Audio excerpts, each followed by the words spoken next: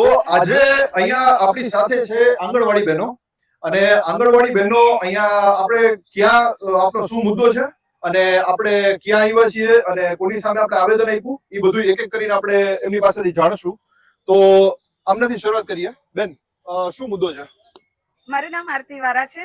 ભારતીય આંગણવાડી કર્મચારી મહાસંઘની પ્રદેશની સંગઠન મંત્રી તરીકે હાલ મારી જવાબદારી છે. આજ અમને 18 તારીખ થઈ ગઈ પણ અમારો પગાર થયો નથી.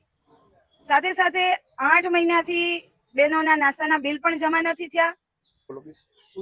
અમારે 8 મહિનાથી નાસ્તાના પૈસા જમા નથી થયા. એમાં ખાસ અંગભૂતમાં આવે જે આંગણવાડી આવે છે. અંગભૂત એટલે શું હોય? શેડ્યુલ કાસ્ટ, જેમ કે શેડ્યુલ કાસ્ટના બાળકો ત્યાં આવતા હોય તો એ લોકોના નાસ્તાના 8 મહિનાથી રૂપિયા બાકી છે.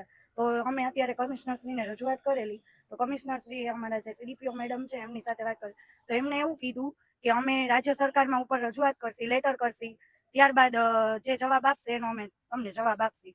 પણ ક્યારે જમા થશે રૂપિયા, ક્યારે મળશે એની અમને કાંઈ ખબર જ નથી.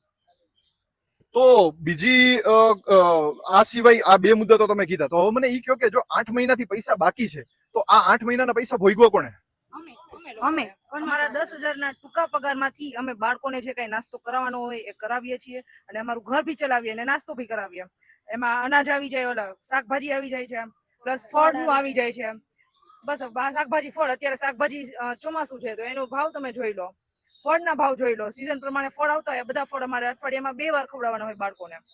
બસ અમે અમારા પગારમાંથી જ પૂરું પાડીએ ને આ વખતે તો આટલો ટાઈમ થઈ ગયો તો પગાર આવ્યો નથી. તો નાસ્તાના જમા અમારા જાન્યુઆરીથી બાકી છે તો નાસ્તાના જમા નથી થયા. પ્લસ અમે આ બધું કેમ પૂરું પાડીએ? 10,000 માં અમારું ઘર હલાવીએ કે બાળકોને પૂરું પાડીએ? બરોબર છે. અને આરતી મેમ, શું છે આના માટે જવાબદાર કમિટી કોણ છે કે જે આ બધી વસ્તુ, આ બધા બિલ પાસ કરતા હોય? અત્યારે જોવા જઈએ તો ગાંધીનગર કચેરીથી અમારા બિલ પાસ થતા હોય છે એટલે ગાંધીનગર જવાબદાર વ્યક્તિ છે, પણ સાથે સાથે અમારા પીઓ પણ જવાબદાર વ્યક્તિ છે, કેમ કે આઈસીડીએસ વિભાગ, જામનગર મહાનગરપાલિકા પણ આ બેનો જવાબદાર વ્યક્તિ છે. અચ્છા. અને એ લોકોને તમે રજૂઆત કરી તો એ લોકોએ તમને શું જવાબ આપ્યો હતો?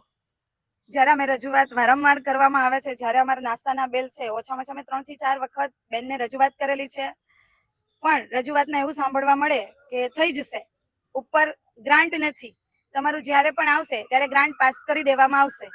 તો આવા નાના કર્મચારીઓ 8 મહિનાના બિલ ક્યાંથી ભોગવે એ તમે વિચાર કરી શકો છો.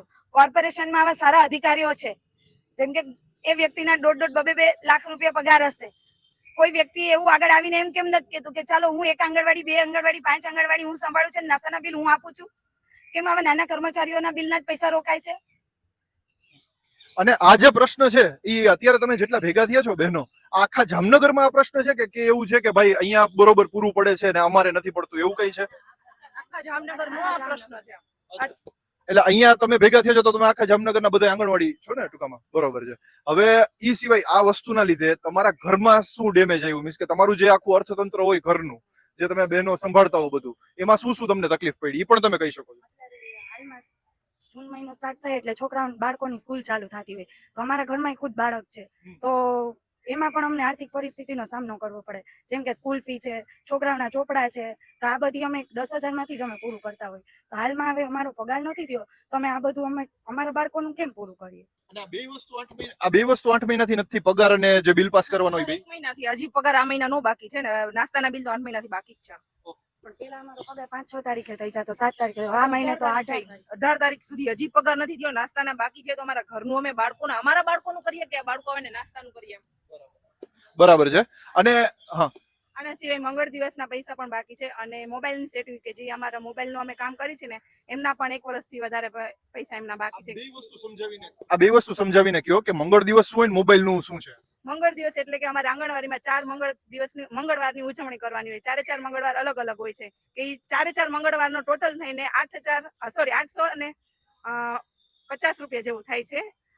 અને એ સિવાય મોબાઈલની કામગીરી હોય છે કે જેમાં અમારે બાળકોના વજન ઊંચાઈ નાખવાના હોય છે. જે બાળકના 0 થી 3 વર્ષનું બાળક હોય તો એમાં પ્રેગ્નેન્ટ લેડીઝ અને બાળકોને અમારે THR આપવાનું હોય છે કે જેનું અમારે ફેસ કેપ્ચર કરવાનું હોય છે. જો ફેસ કેપ્ચર ન કરી તો એમાં મોબાઈલ કામગીરીમાં અધૂરું ગણાય છે એમ.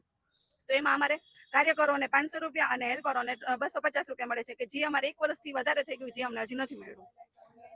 અને તમે હજી એક વસ્તી ગણતરીની કઈક વાત થતી હતી, ઈ શું છે હવે? ઈ એક આરતી મેમ તમારી અત્યારે જોવા જઈએ તો લગભગ દરેક કામગીરીઓ છે એ આંગણવાડી વર્કરોને સોંપવામાં આવતી હોય. કોર્પોરેશનમાં જે પણ ઉપરથી સરકાર કે કોઈ પણ ગાંધીનગરથી અધિકારીઓ જે પણ કઈ માંગણી માંગતા હોય, જે પણ કઈ ઉપરથી માંગવામાં આવે એટલે આંગણવાડી વર્કરો પાસે આ બધી કામગીરી કરાવવામાં આવે છે. જેમ કે અત્યારે વસ્તી ગણતરીનું કામ છે, ધરારના સોદે વસ્તી ગણતરીનું કામ કરાવવા અમને આપવામાં આવ્યું છે. જેમ કે વસ્તી ગણતરીનું કામ છે એ સરકારી કર્મચારી સિવાય કોઈને આપવામાં નથી આવતું. અમે એક માનવ વેતન ધરાવતા કર્મચારીઓ છે. ખરેખર અમને વસ્તી ગણતરીનું કામ આપવામાં જ ન આપવું જોઈએ એમને. અને હવે આ તો અત્યારનો પ્રશ્ન તમારો થઈ ગયો ઈ જ બરોબર છે. હવે આ સિવાય મેં આની પહેલા થોડાક સમય પહેલા એવું સાંભળ્યું હતું કે પગારના લીધે કંઈક અસંતોષનું થયું હતું, કંઈક કે આંગણવાડી બહેનોએ કીધું હતું કે અમારો પગાર ઓછો પડે છે. તો એના માટે કઈ થયું હતું કે હજી ઈ જ પરિસ્થિતિ હાલે? આપણે જોવા જઈએ તો ખરેખર ગુજરાતના અમે ગાંધીનગરમાં એક રેલી કરેલી હતી. 2 લાખ ત્યાં બહેનો ભેગી થયેલી હતી, પણ સરકારે એની ઉપર એક પણ હાંચ નથી આપી. અને એમને એમ પગાર અમારો 10,000 ને 10,000 છે. કેમ કે અમારા એમાં 2 થી 3 મુદ્દાઓ મૂકેલા હતા કે બહેનોનો પગાર વધારવો. જેમ કે તમને ખબર છે આ કામગીરી કરવામાં પગાર કેટલો હોવો જોઈએ બહેનોનો? 24 થી 25,000 પગાર તો કમસે કમ આ બહેનોનો હોવો જોઈએ. બરોબર છે. હવે એક પરિસ્થિતિ, હવે એક જનતા માટે એક પ્રશ્ન છે. એક પરિસ્થિતિ ખાલી વિચારો કે આપણે ઘરમાં 1 કે 2 બાળકો હોય, નાના ભૂલકા, જે હજી સાવ નાના હોય, તો આપણે એને સાચવવામાં આપણે થાકી જાય છીએ. આ બધા બહેનો જેટલા તમે જુઓ છો ને, એ બહેનો છે કે જેની પાસે આખા એરિયાના બાળકો જે સાચવવા માટે લોકો મૂકી જાય છે. કોઈ ખરાબ તબિયત હોય તો એમની મદદ લે છે, કોઈ સરકારી સહાય લેવી હોય તો એના માટે એમની મદદ લે છે. આટલું કામ કરતા બહેનો છે, એમનામાં આજે એમના પગાર નથી થયા. એમને જે બિલ પાસ કરવાના હોય, જે ભૂલકાઓને એમને જમાડ્યા છે, એ વસ્તુના બિલ પાસ નથી થયા.